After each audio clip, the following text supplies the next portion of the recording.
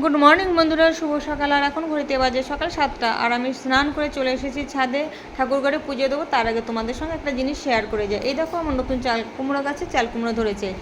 তো চলো, ঠাকুরঘরে স্নান করে পুজো দেওয়া আমার হয়ে গেল। আর আমি এখন হেসেলে ঢুকবো। আর আজই শুক্রবার, আমি নিরামিষ খাবো। আর নাতি আর মেয়ের জন্য ডিমের অমলেট করে দিয়েছি, আর রুটি আলু আর কুমড়ো আলু চচ্চড়ি ওদেরকে দিয়ে দিয়েছি। চলো এবার হেসেলে ঢোকা যাক, কিছু রান্না বান্না করবো। আমার জন্য তো নিরামিষ থাকছে আজকে।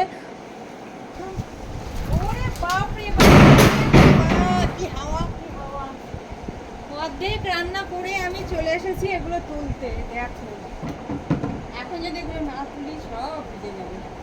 শুকায়নি কিন্তু, একদমই শুকায়নি। সত্যি রান্না শেষ না করে এই যে ছাদে চলে আসতে বড্ড বিরক্ত লাগে, কিন্তু উপায় নেই। যদি এখন না তুলি তাহলে সব ভিজে যাবে, আর ভিজে গেলে এই বৃষ্টির জিনিস তো ছেলে মেয়ে পড়বে না, তখন আমাকে নতুন করে আবার কেচে আবার মেলতে হবে। তো তার থেকে বাবা এখন গামলা ভরে নিয়ে চলে যাই।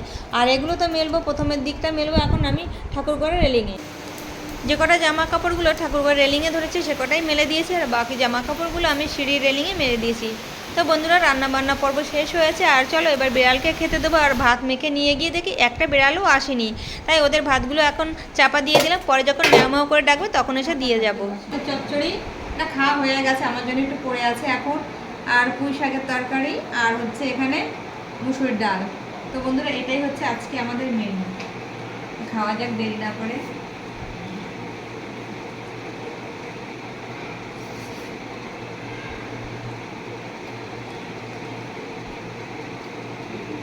কাঁচা লঙ্কা থাকলে কোনো কথাই হয় না খাওয়ার পাতে।